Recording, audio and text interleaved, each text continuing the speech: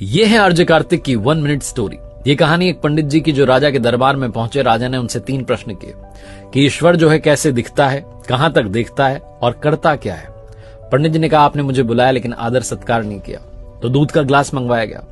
पंडित जी दूध के ग्लास में बार बार उंगली डाल करके दूध को बाहर निकाल करके देख रहे थे। राजा ने पूछा कर क्या रहे हो। पंडित जी ने कहा कि मैंने सुना है दूध में मक्खन होता है।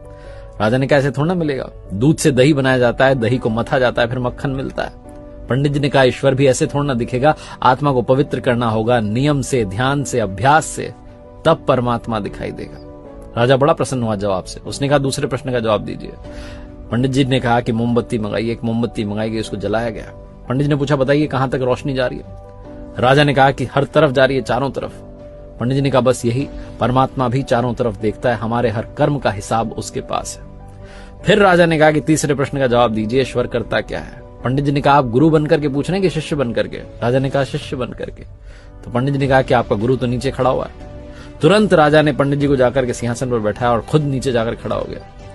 पंडित जी ने कहा बतलाने के लिए रह क्या गया है, बस यही तो ईश्वर करता है, पल में राजा को रंक और रंक को राजा बना देता है। बहुत छोटी सी कहानी जिसका सार समझाता है भरोसा बनाए रखिए, प्रभु सब कुछ संभाल लेंगे, वो सब कुछ देख लेंगे, बस आपकी आराधना में, पूजा में, भक्ति में कमी मत होने देना।